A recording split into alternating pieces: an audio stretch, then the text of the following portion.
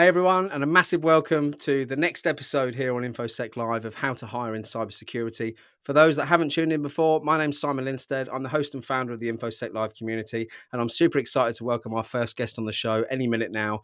But before we begin, a little bit of housekeeping. Please like and subscribe if you enjoy our content.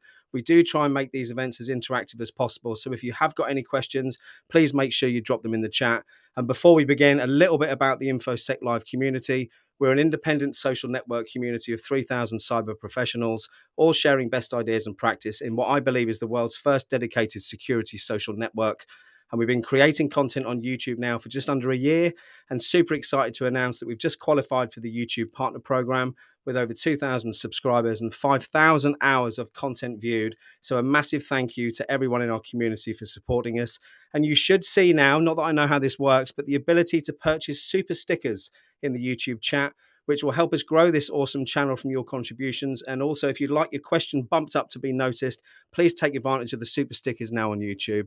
And as you know, our aim is to keep bringing you valuable and informative content. And this new series is here to help that by continuing the theme in our community of sharing those best ideas and practice.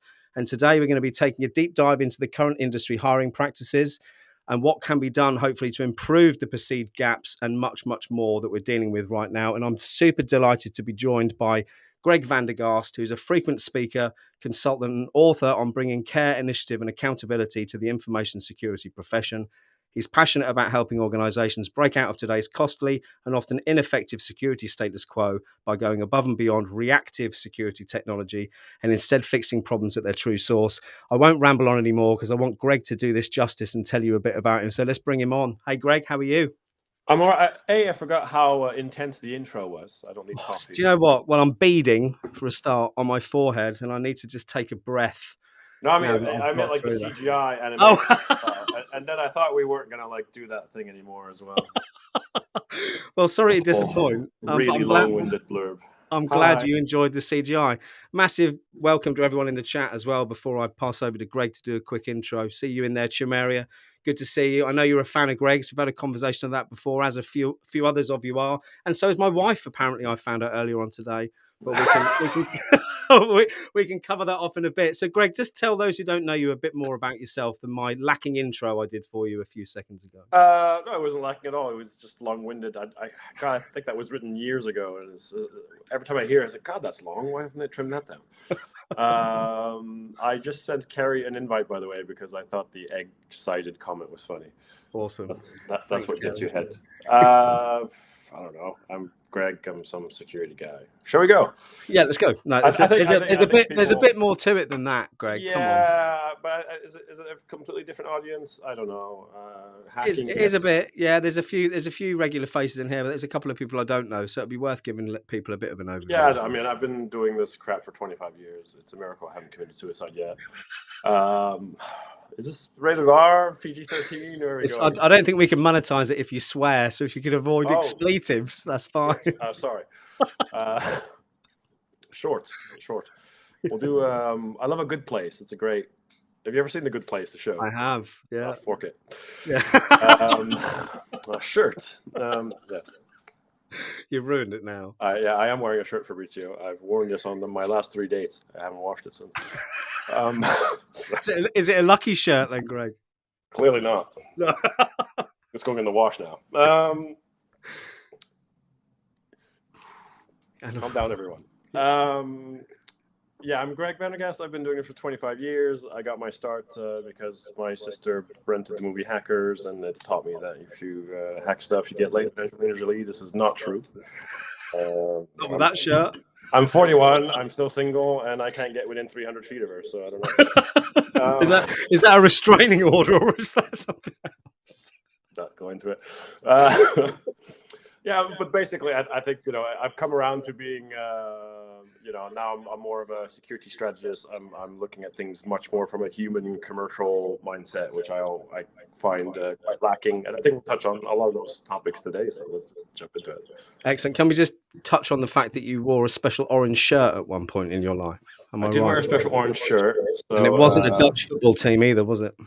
No. So while I was still rooting full on for Angelina, I may have hacked into a nuclear weapons facility or something, and I was then detained by the U.S. government. I thought I would get the snot kicked out of me, being a scrawny teenager at the time.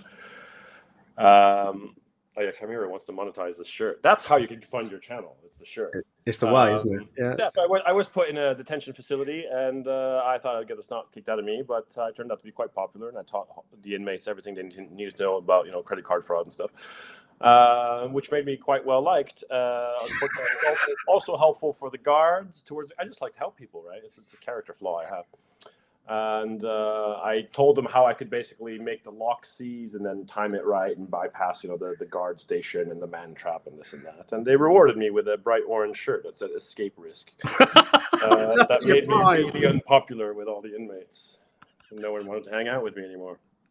How long were you in there for, Greg? Only about a week. Yeah, long week though. I mean, I'll say something now that I've never. I tried to warn them about the locks. They didn't listen to me. So I was out of there. I'll tell you all something now live that I've never said on live anything before. When I was 21, I had a crash in my car, and I was slightly over the drink drive limit. I'd had a pint and a half. They breathalyzed me, went to the station, never offered me a blood or a urine test, which I didn't think anything of. But I went to court the next day, spoke to a duty solicitor, and walked out of court a free man with no driving ban. 6 months later, knock on the door. The same police who'd messed the procedure up from the initial investigation, prosecuting me for dangerous driving. And no one was hurt, but I was a cocky, arrogant 20-year-old at the time. And I went to see a solicitor, and the solicitor told me that you've got a 50-50 chance, if you take it to Crown Court, of getting off. So I thought that would be a brilliant idea, yeah? Well, I didn't get the orange shirt, but I did spend 3 months in Hollesley Bay, which is a D category prison in the United Kingdom, when I was 21 years old. And I wasn't as popular as you. I didn't get an orange shirt, but luckily it did teach me a couple of things. I think in prison not being popular is a good thing. It definitely was. Yeah, definitely was. So there we are. There's my awful history laid out in bare for everyone online now to see. I'm sure you could have Googled it and found it out. You have frozen. I don't know if you're frozen for everyone, but you're frozen for me. If you just switch the camera back and forth, I think it's. Let me turn it off. Teams functionality. Am I back? In the same frozen pose. Okay, one sec. Technical difficulty. Coffee break. As long as that's all. Now can you see me now? Yes, we can see you now. Good. And the chat's now disappeared as well. Maybe it was the police. I see the chat. I see the chat. You can. On mine is. Oh, here we go. If I go to prison, I could tell my bad jokes to see if I get thrown out. There you go. Harry, I think you'd be a winner, though. Anyway, enough about. I like this podcast. It's likely. It's lively. Likely and lively. Yeah. Hopefully not likely I'll ever go back there again. Greg. Cool. So, okay, let's get it back on track. So, how to hire in cybersecurity is the topic. Yes. We see lots of people complaining online, from those trying to break in who can't get entry-level jobs to employers complaining about overinflated salaries. Where do we start, Greg? Where do you want to start? I don't know. I think they should give me more money, to be honest. Well, like, I think we should start right at the beginning. So that's. Oh, it's definitely coffee. It's definitely coffee. Yeah. There you go. I think definitely start way from the beginning. So from the hiring perspective, let's start with shit that does my head in. Oh, sorry, shirt that does my head in. Shirts. Yeah. You've miscaptioned that. I said shirt.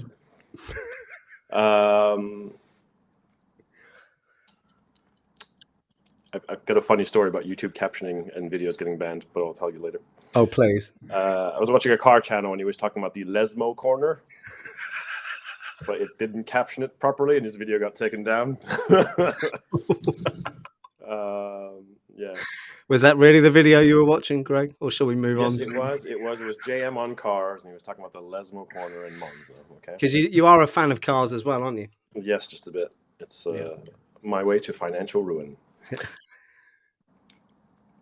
Say chat and still say PG.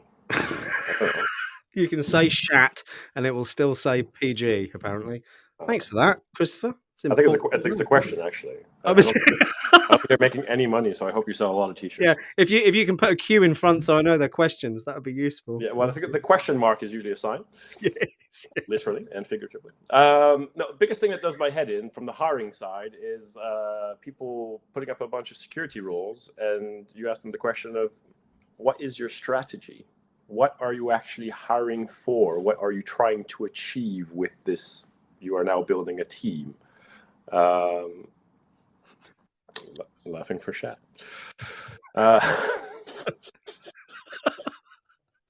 We can see where this is Wow, headed, can't we? this is turning into a chat show. Yeah. Um, A shower of shat. yeah, so I think that's my first biggest gripe is that most hiring managers don't know what they are even hiring for. Like, what are you trying to accomplish? Do you have a security strategy? Have you gone into your business and looked at, well, what is it we're doing? Where are we strong? Where are we weak? What's the culture like? What do I need to achieve? Like, am I going to be focusing heavily on cultural change and making sure we build things right? And are we very cloud centric? Do I need more AWS expertise? Are we going to have to integrate into sales processes? As opposed to, well, my CISSP book says I have to build a SOC, so I'm going to hire 3 SOC engineers. But is that even what you need?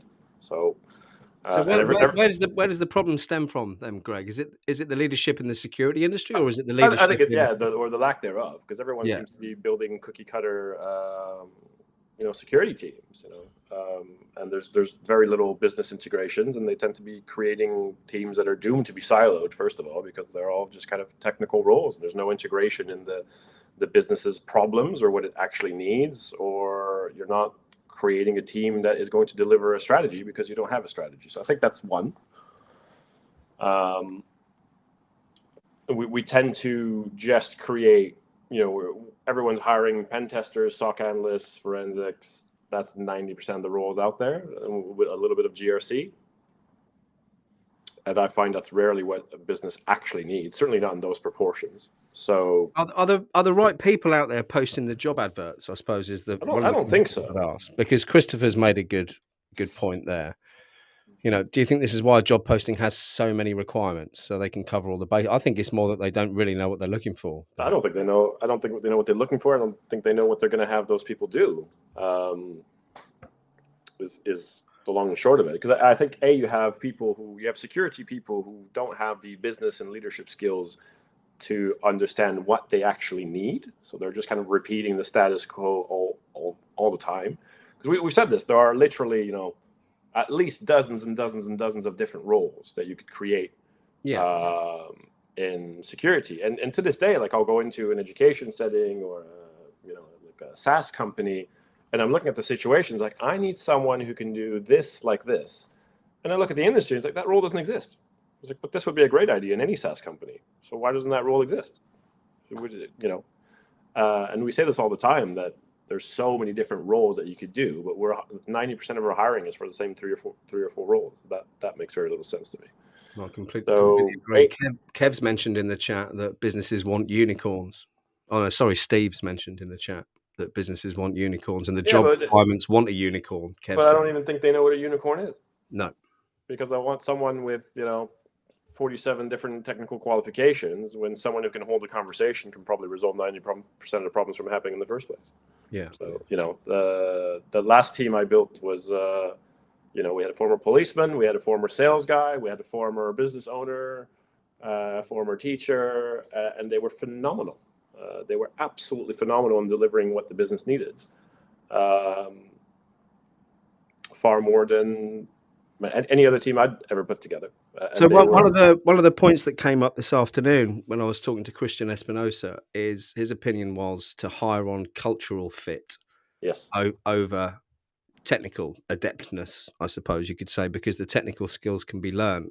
My counterpoint to that was the danger of building a business full of the same people if you haven't got the company culture right at the start. Well, I think company culture.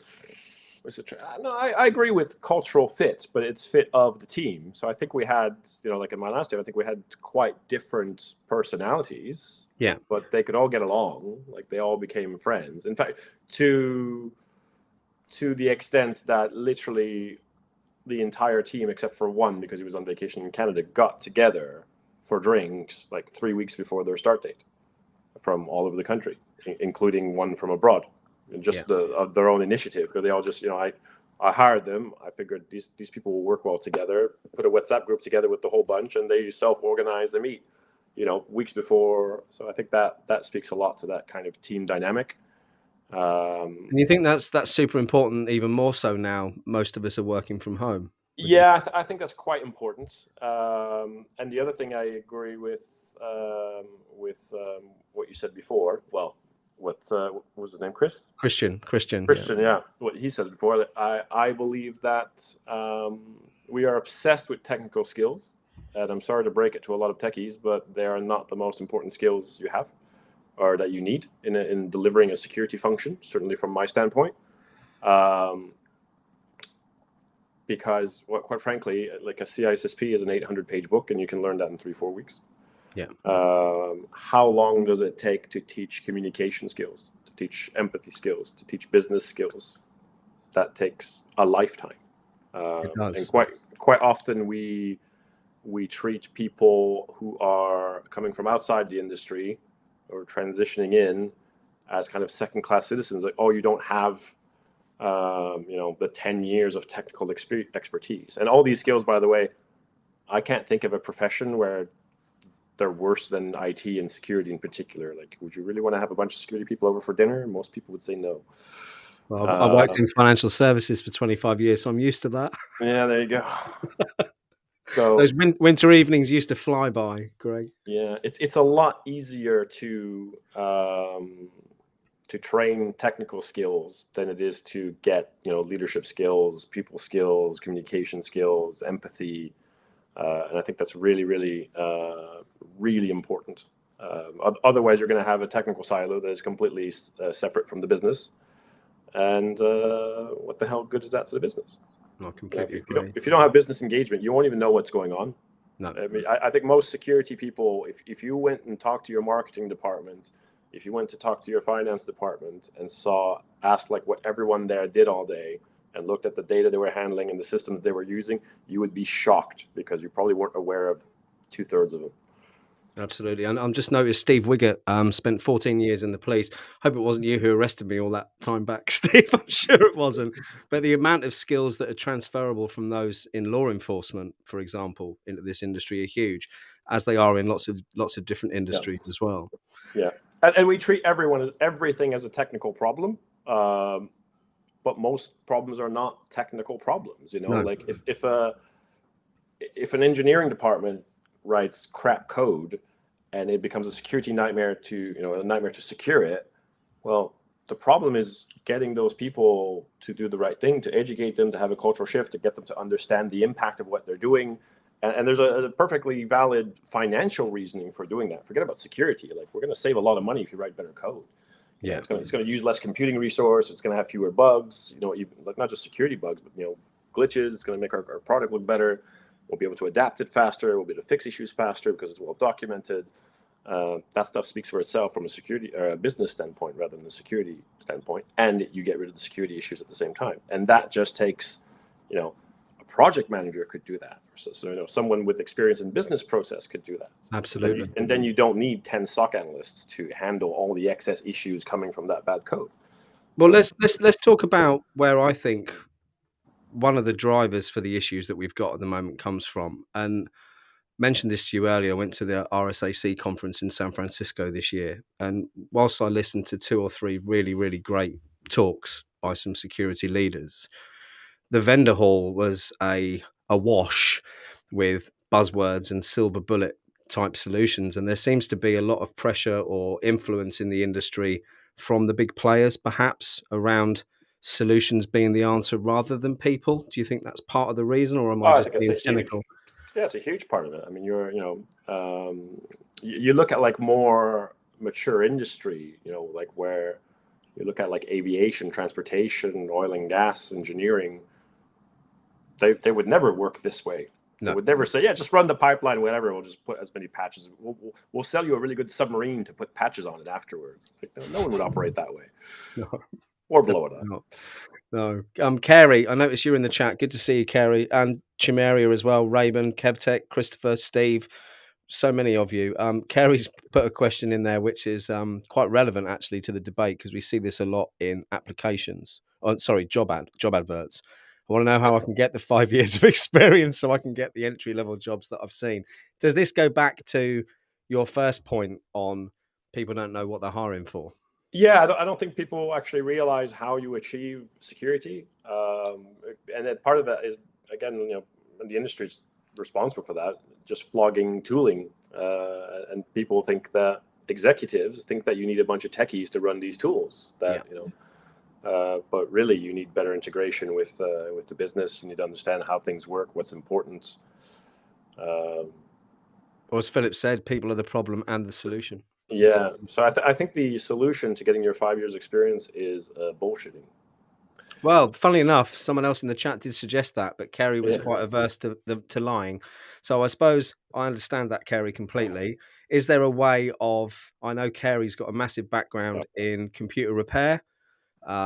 He's had knowledge of computers for about 20 years. Is there a way of him utilizing some of the stuff that he hasn't been paid for? The work that he's done to translate. Absolutely.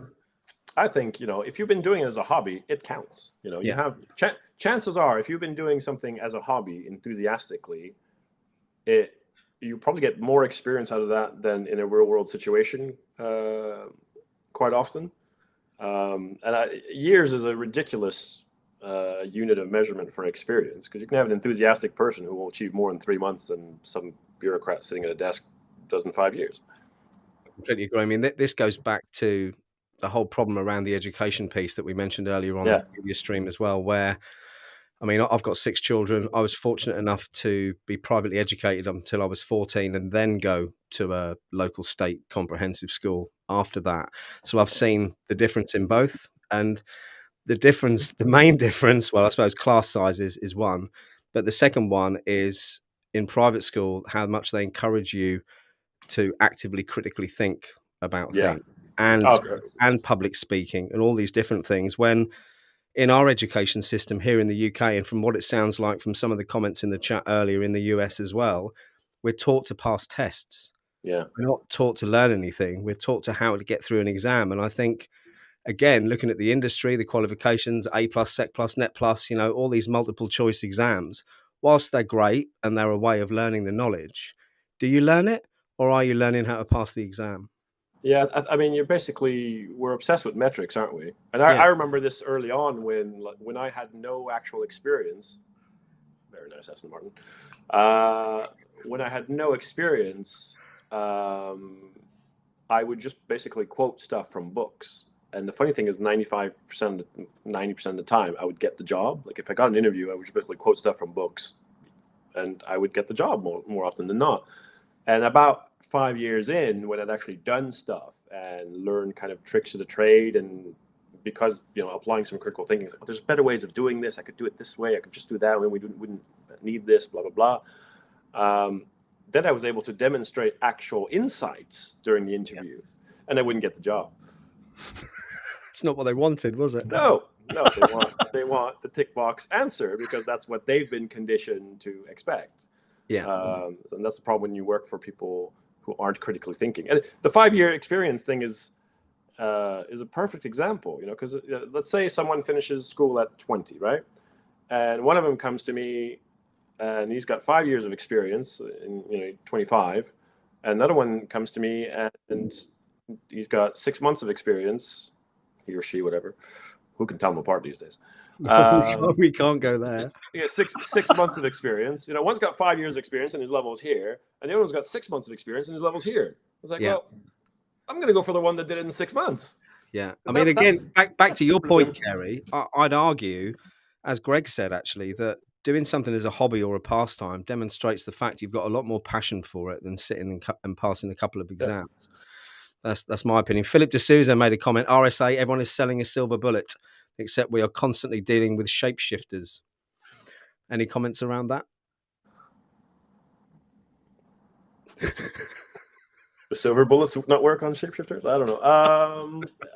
Has he been watching Matrix Reloaded recently? Maybe. Good film. I enjoyed that. Yeah. But that was the one good thing that come out of RSA was the plane journey home. I got to watch the new Matrix film. There we go. And I got some free T-shirts and socks. Don't get me wrong. I heard it was crap. Yeah, what, the film? I thought I quite enjoyed it. Wow. But then I quite enjoyed the new Ghostbusters film as well, so I'm clearly easily pleased. Yeah, that's your wife happy. Yeah, exactly.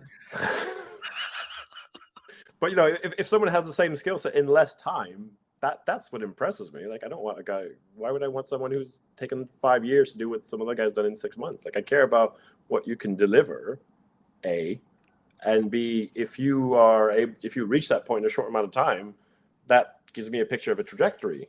Yeah. Whereas somebody else is like, oh, I have this level of skill, which is the same skill I've had for the last 20 years. It's like, well, exactly. Not really going to go anywhere. You're very easy to manage because you're never going to grow or anything. But is that really what I want? No, I want enthusiastic people. I think enthusiasm is a big deal as well. So I think your hobby should count, and if you have to kind of bullshit that into your resume, I think that's fair game. Because you've got to play this. It's a broken system run by people who don't know what they're doing most of the time. Like, I'm sorry to say it. Yeah. So if you have to outsmart it a bit, I think that's fair enough. So it's not cheating; it's playing the game. Greg, is that the point we're coming to? I think so. Yeah. Because can you explain to me why me simulating something on a desk with a couple of spare PCs at home is any different than to doing it in a work environment? Because the questions you are asking are purely, especially when the questions you're asking are purely tech of the candidate, are purely technical. So it's not about being in the office environment, this or that. So that's one. And I think the other thing is, I think to progress in your career, do the job you want to do, even if it's not your job, if you're not being paid for it, just operate at the level that you want to operate and take those initiatives. And if no one appreciates them, then no one appreciates them, but you're doing them. And then next, 2 years later, go find a job doing the stuff that you've been doing unofficially. I mean, Kerry's jumped in actually, a bit more clarification there.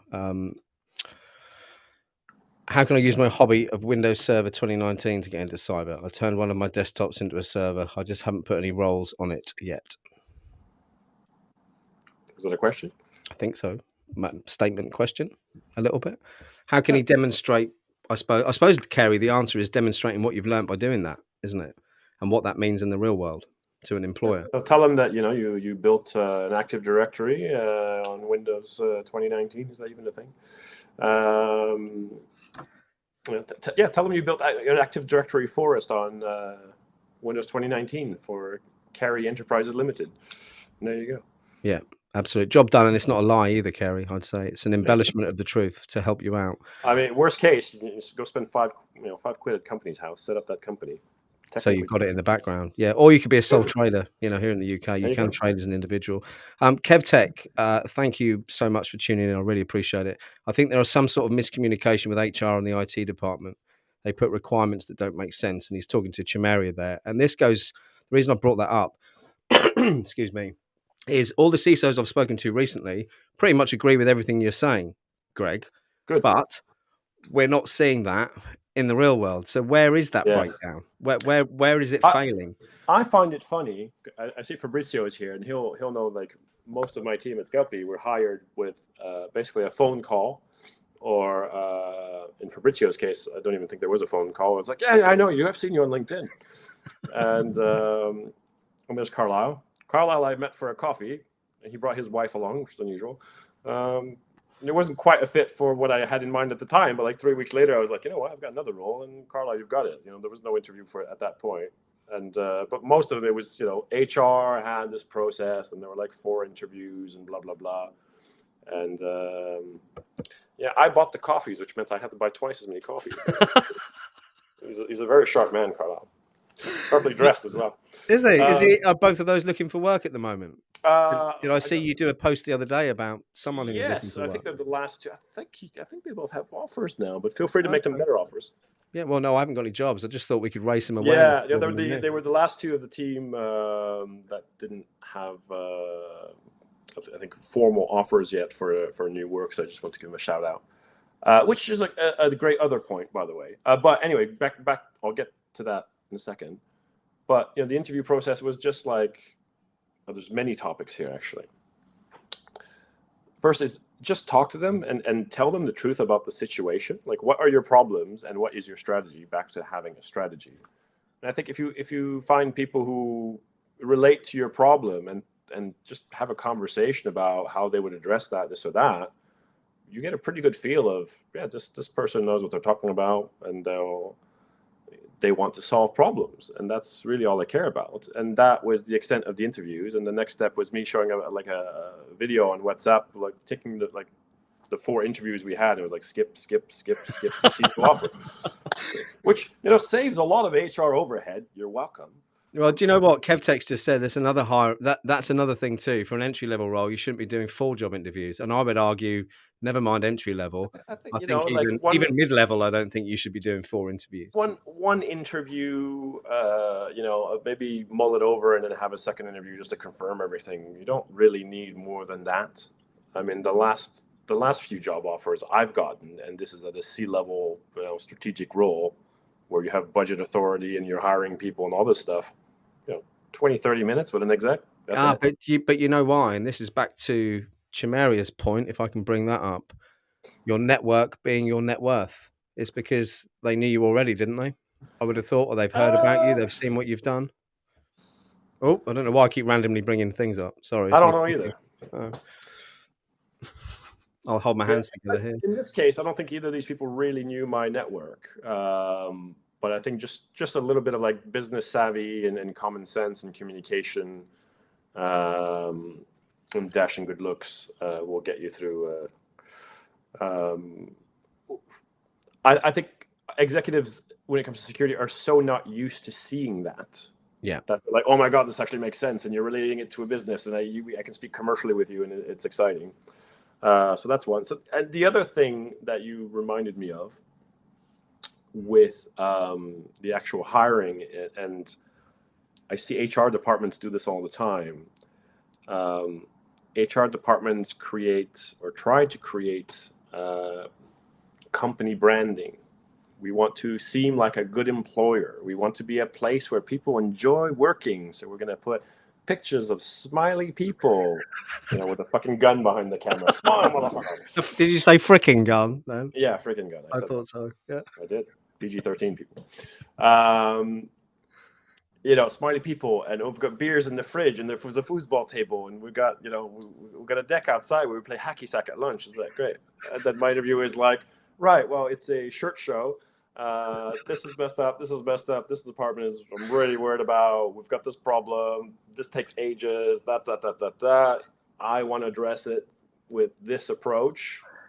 And then you automatically get people like, yeah, I could see myself playing a role with that. Okay, that's a cool challenge. And those are the people you want. Like not the ones who see the free ping pong table and think exactly. Is that like?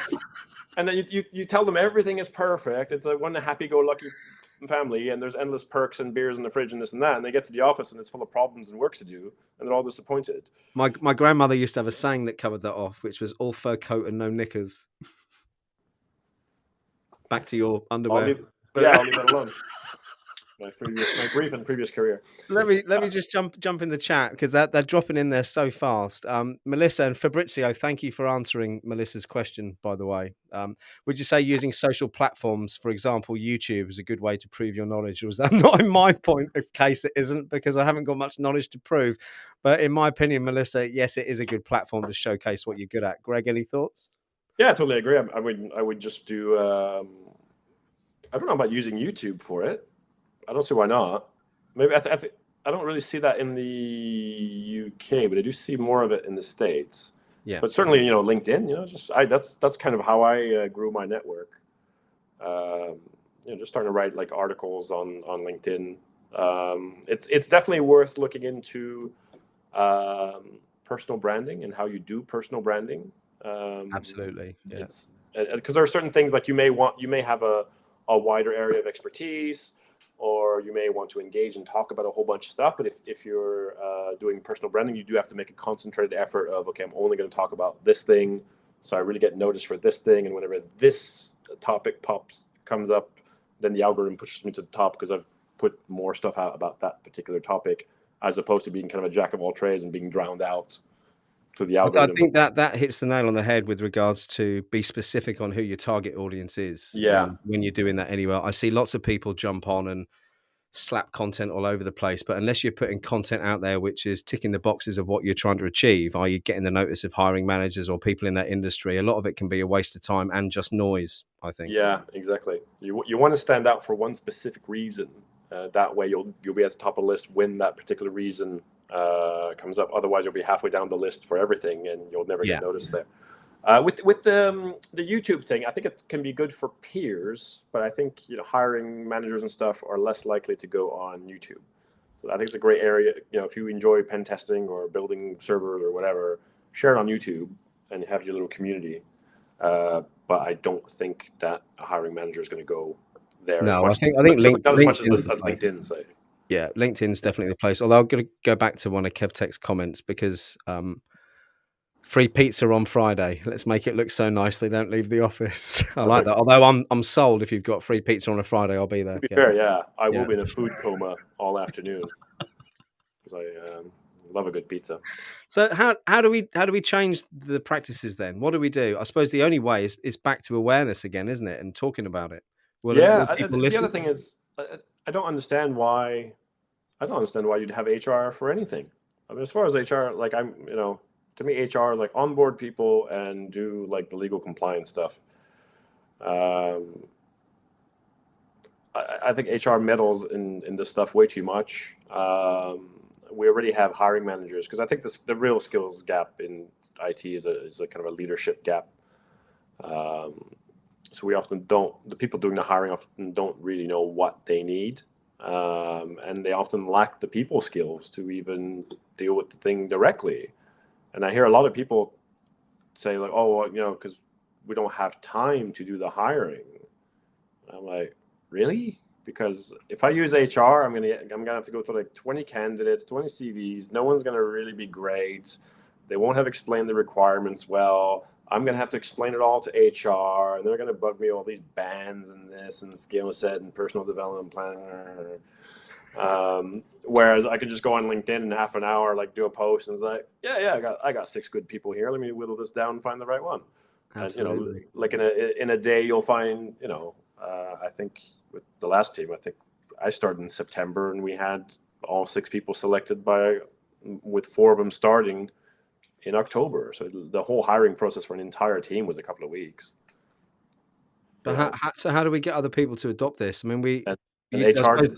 HR played no role in it. It was great. Well, there we go. There's the Yeah, answer. I mean, I suppose a lot of the comments that you just came up with regards to the objections that people have, is about having a fixed mindset, isn't it? yeah. Again, there's another issue in itself. It was I'm not a people person.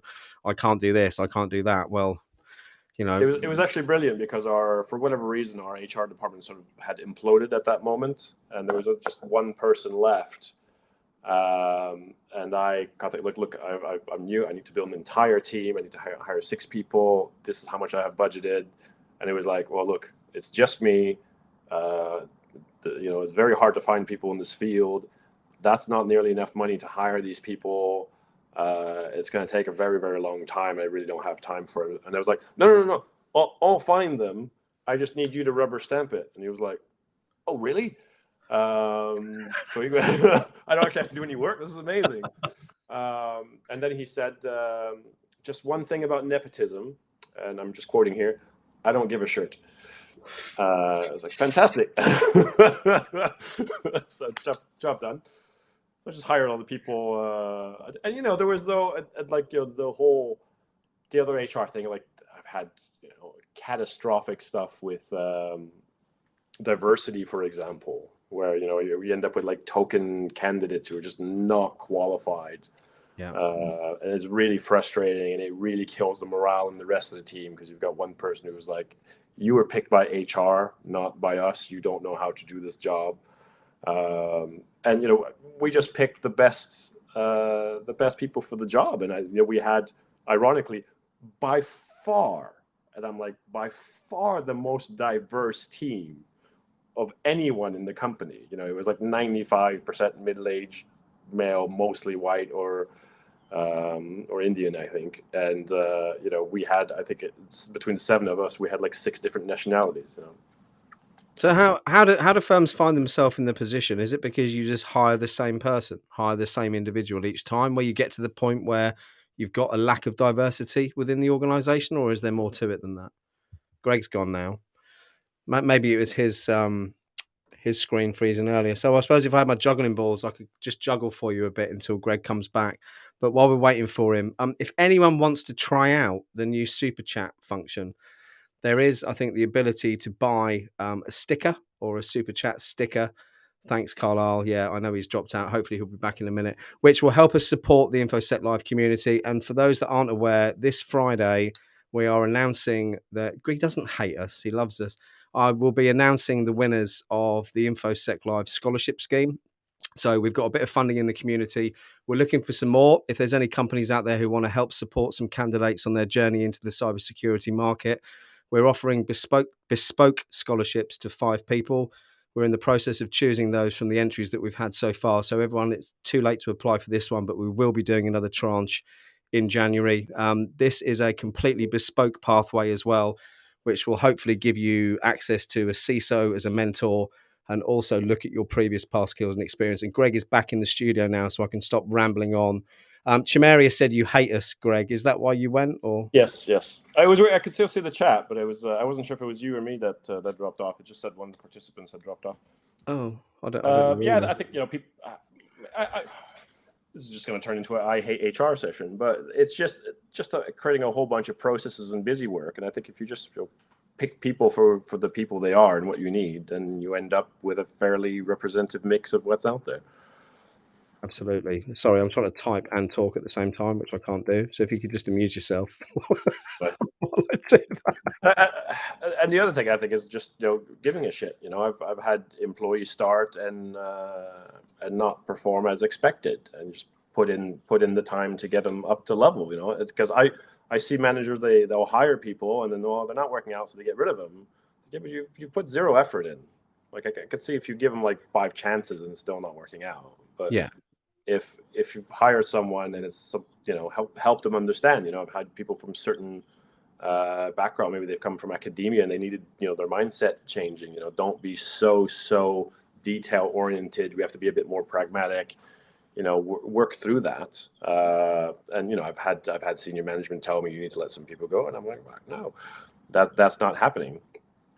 Do you know, have you seen the comment in the chat there from Raven? We need more Greg or cool CISOs in HR. Yeah, More good. Gregs. Do you know what? Thank you, KevTech, by the way, for your super sticker purchase. It's the first one we've ever had. So a massive thank you for engaging and doing that. And if we get enough super stickers, maybe Greg and I'll come back on again in a couple of weeks with orange shirts. You never know. I'll buy the shirt, Greg. Yeah. And I think just caring in general, and I think I still have all my former team from 3-4 years ago in the WhatsApp group. I still have the entire team from the last group in a team company in a WhatsApp group. They all, except for me, because I couldn't make it because my mother was here, went to one of her birthday parties. I really want to make sure that they all find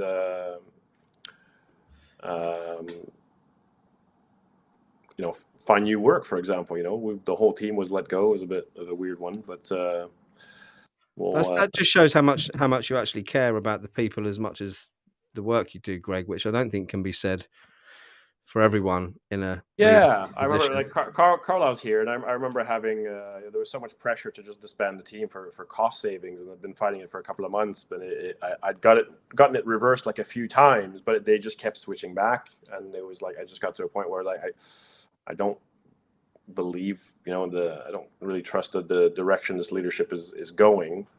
Maybe that's me, but I didn't really see it going well, and so I kind of made the decision on behalf of the team. It's like, guys, we're just going to pull out now as a team, and get some severance payment of it, and I'll make sure I'll do what I can to make sure everyone's okay. Because otherwise we're going to be fighting this for another 12 months while the company, I suspect, goes under, and we're going to end up with nothing. And were you right, Greg? We'll see in 12 to 18 months. Oh, it's that fresh, is it? Right, okay. It's fairly fresh. In fact, I won't dig too deep. I won't dig too deep. some of them are still serving their notices, but I'm glad to say, like, hey, everyone's found new work within their notice periods or within their severance pay. So,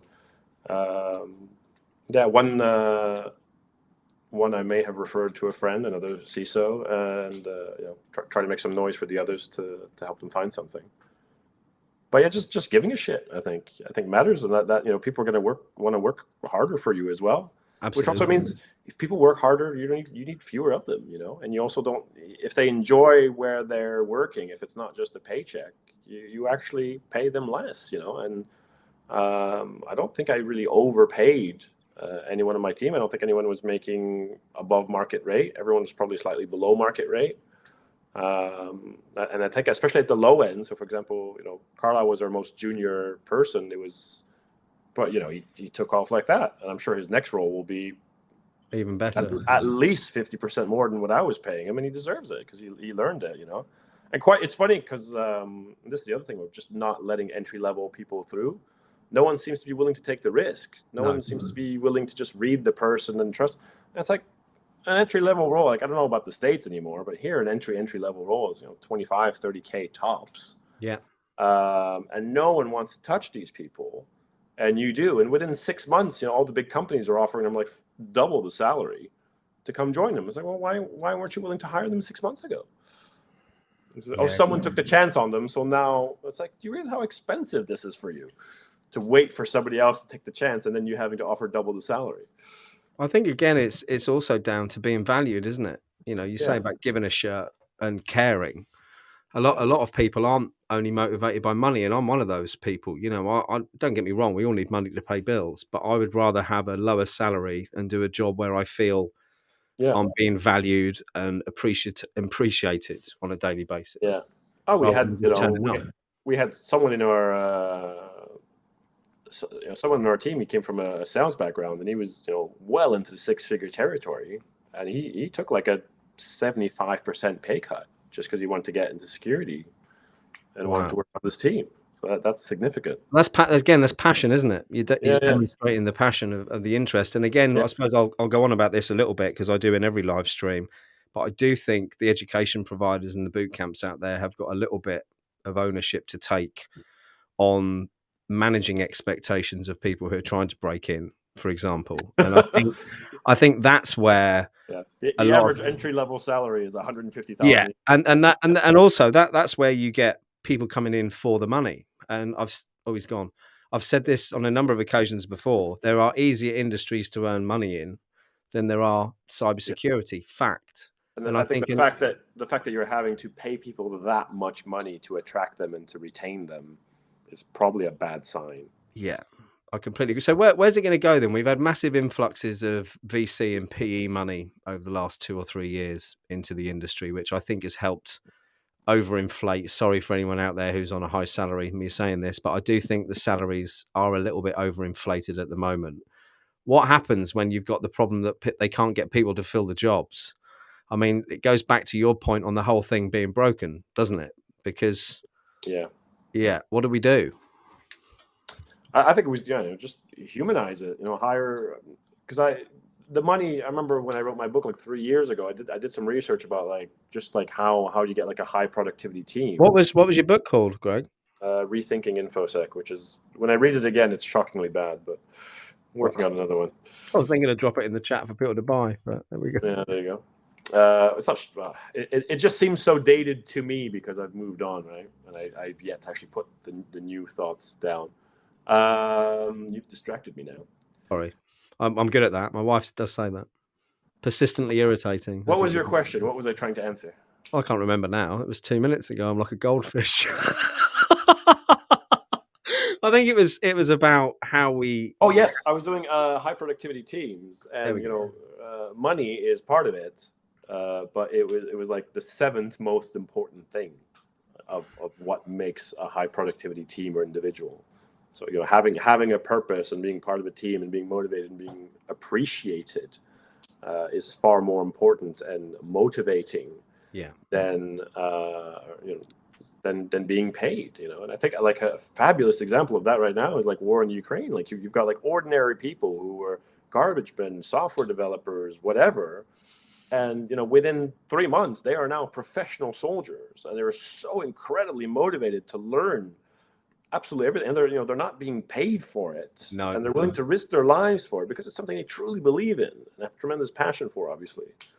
And it just goes to show what's possible, what human beings can achieve. I mean, I know that we've helped with, I say we, the UK, the US, Europe have helped with weapons and stuff. However, the attitude and that passion of the Ukrainian people to fight for their homeland is quite humbling, really. Yeah, it's really it's quite something. It's funny because they were on one side very, very stoic, but then once you're in, you're really in. And there's a lot below the surface. But I think it just highlights like what people can do when they have that sense of purpose. And if you give me a stack of money to do something I don't enjoy, I'm not going to do a terribly good job at it regardless. Before I get to Melissa's question, I noticed the word squirrel in there a few times now, and I think that's relating to my inability to concentrate on one task for longer than about 30 seconds because I get distracted.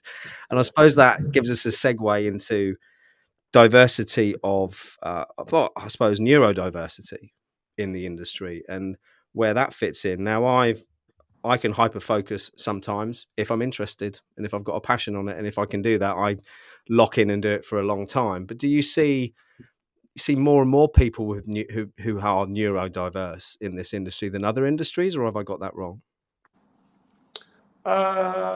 Potentially, because I think like neurodiverse, talking maybe Asperger's, that kind of thing. Yeah. Mm. Yeah, well, I think neurodiverse can be neurodiverse. Yeah, as opposed to not different thinking, but actually neurologically diverse. Yeah, Yeah. I do think that there are probably a few more in tech, simply because a lot of these conditions make socializing a bit more awkward. Yeah, you got more people who tend to kind of isolate and like to sit with the computer and that sort of thing. And some of you were going to say in a darkened room, weren't you? But then you thought, yes, I am. Is that Guantanamo? Where are they keeping you? It's still there.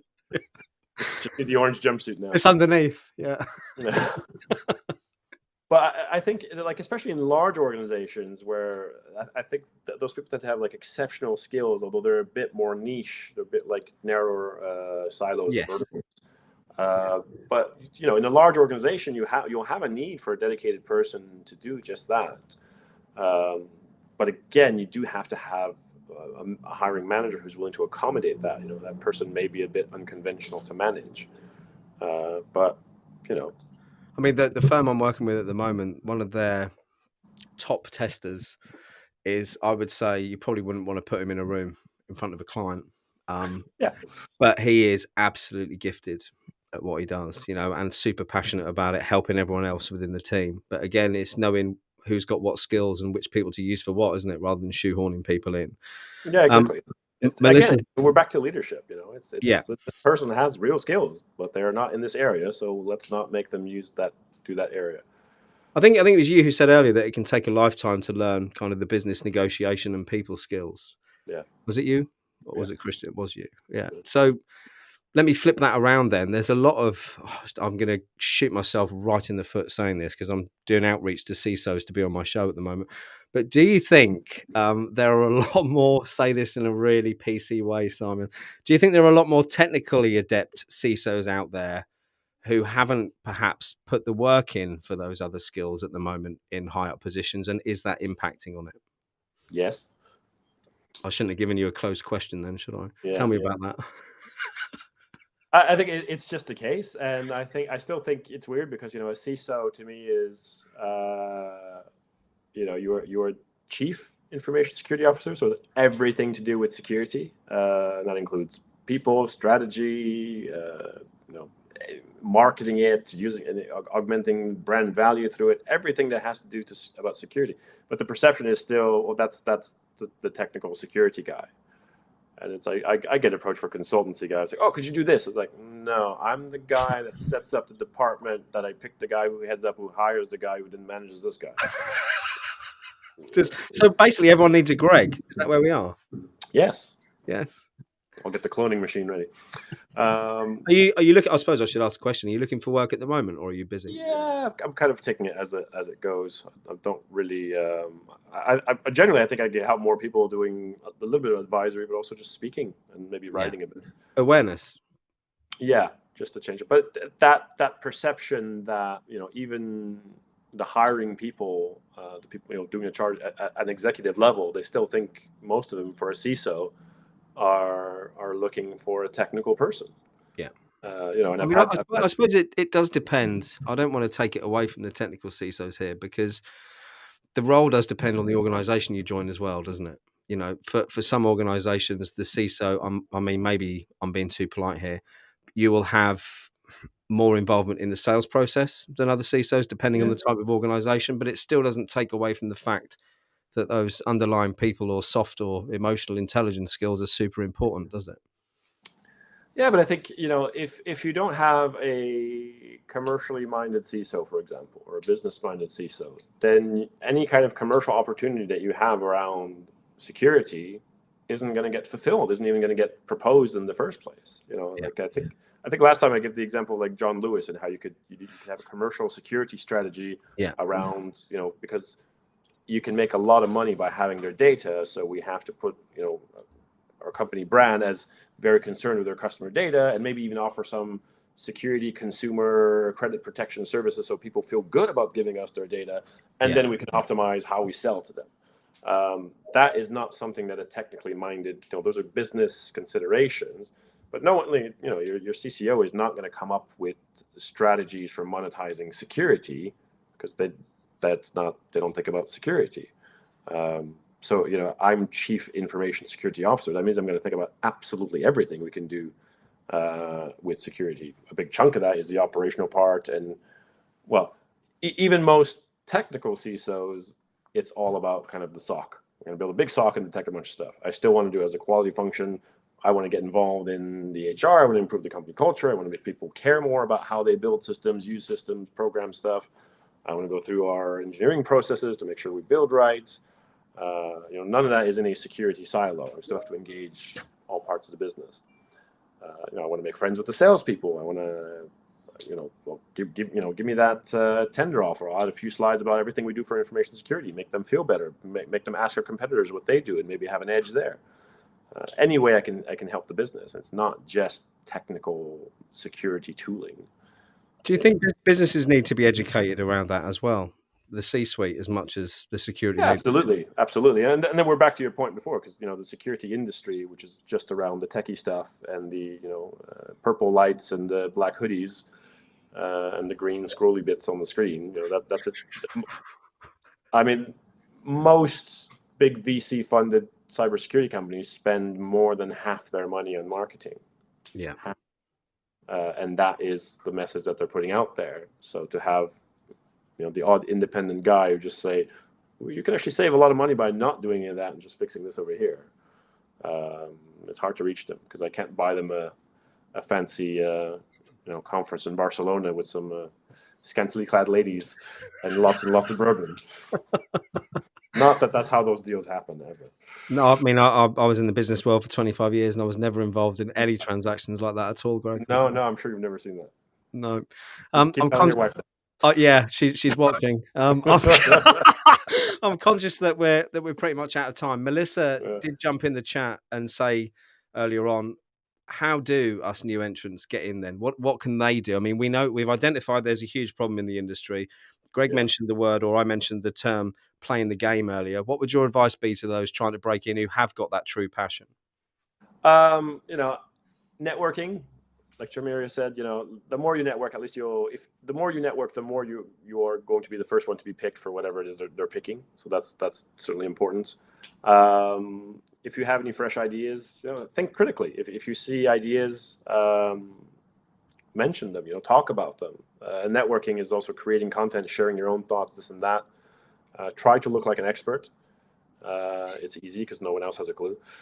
Um, if I can pull it off. Do you know, I think that I just want to make a point on that actually, because I'm clearly not a technical expert and I make no bones about that. However, I have just gone through the new ISC certified in cybersecurity exam, and I've for 2 weeks' time, absolutely gobsmacked as to how much I actually knew. And you know, I've learned that not from studying books, but from having conversations like this. And I think for anyone out there trying to break in, a big part of the networking is to identify people, you know, like Greg, perhaps, who could potentially assist. You know, reach out and connect with the right people is my final thought, I suppose. Yeah, I think like exposing yourself a lot. Obviously, not like that. Exposing yourself to no, that's also wrong. I don't know how to word this sentence. Without the police arriving again. Yeah. And I think like if you have the skills, but you've maybe achieved them in an unconventional way that's difficult to put on the CV, make it work. I wouldn't feel too. It's such a broken process anyway. As long as you can deliver, I wouldn't feel too much guilt on that. And don't lose faith as well. I know Carey's been banging his Yeah, head against a brick wall. You know, I was doing the same for 9, 10 months, 18 months ago, trying to get a job. It will happen. It's just being persistent and keep. I think you have to put yourself out there. So, for example, Yeah. like I don't mind giving people a shout out and helping them and stuff, but I do need to know that the person I'm recommending has some level of competence. And sometimes I can see that, just from them being active and talking about stuff and showing stuff and discussing things and commenting on things, I can tell that they're competent. So I'm happy to do a shout out and have, a few thousand people see that they're looking. If I've never heard from you, then I'm hesitant to say that because I don't know. I don't want to promote you and you may not be a good fit for someone. I completely agree. And Kev Take, I'll just bring up your point to finish things off. Networking on LinkedIn and speak up. No one knows what you need unless you speak up. And Yeah, finishes off with you don't give up. Getting a job in itself is a process and a full-time job. And it does seem like that at the moment. absolutely, Definitely. absolutely. I think look into. I mean, LinkedIn is amazing for that. Look up how to do personal branding. Do personal branding on LinkedIn. And you will outshine. I mean, there's literally something like less than 3% of the people on LinkedIn ever actually post anything. Oh, I agree. Yeah, I So completely agree. it's While not. we're on that, the only area I am any good at is sales and marketing. If I'm being honest, so if anyone does need any help with their personal branding, I'm prepared to give up some of my time to help as well. So do reach out on LinkedIn, send me a message. I'll be happy to. I'm going to have to wrap things up there, everyone. Greg, it's been an absolute pleasure. Thank you so much. I'll see if we can get enough donations to get you back on in an orange shirt. If not, I'll catch you soon. Anyway, Greg, it's been a pleasure. Thank you. Speak soon. Thanks, Thanks, everyone. everyone. See you soon.